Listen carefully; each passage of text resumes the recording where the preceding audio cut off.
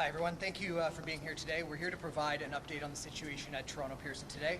Toronto Pearson President and CEO Deborah Flint will be speaking with us. We're also joined here today by Toronto Pearson Fire, Mississauga Fire, Peel Regional Paramedic Services, and Peel Police. Deborah will not be taking questions today, but we'd like to welcome her up at this time. Very good, thank you very much. Deborah Flint, President Pearson, CEO of Toronto Pearson. I've just come over from our Emergency Operations Center, and I'm here to give you a statement on what events transpired here today at Toronto Pearson. First and foremost, there was no loss of life, and this is in due part to our heroic and trained professionals, our first responders at the airport. So the facts of the matter around this event that happened at approximately 2:30 p.m.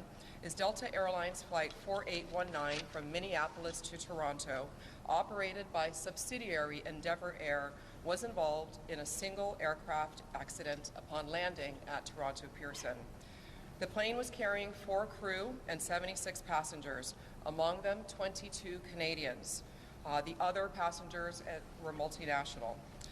Airport emergency workers mounted a textbook response, reaching the site within minutes and quickly evacuating the passengers. We stood up our Emergency Operations Center with Delta Airlines and representatives from fire, police, paramedics, security, and our federal agency partners. Again, there were no fatalities.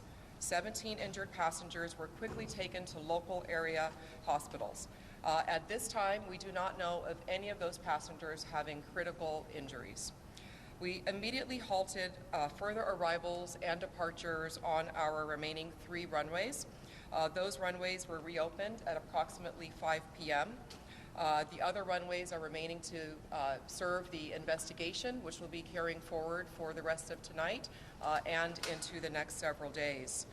These 2 runways will remain closed while the investigation takes place. Again, we are very grateful that there was no loss of life and relatively minor injuries.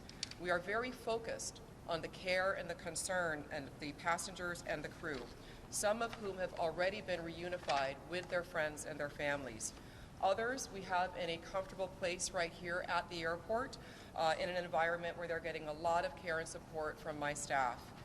Delta Airlines is also continuing to provide customer care and information for passengers. In closing, no airport CEO wants to have these type of press conferences, but this is exactly what our emergency, our operations, and our first responder partners are all practiced and trained for. And again, this outcome is in due part to their heroic work, and I thank them profusely. Our thoughts and prayers are with all. We will be providing more information as it becomes available. We do expect that there will be some operational impact and some delays at the airport over the next few days while the 2 runways remain closed for the investigation. And we will be sharing information periodically.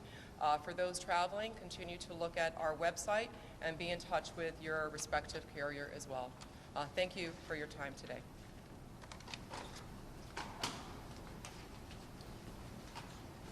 Thank you, Deborah. We're going to continue posting Toronto Pearson updates, operational updates on our X account, so be sure to follow us there. Thank you all for joining us.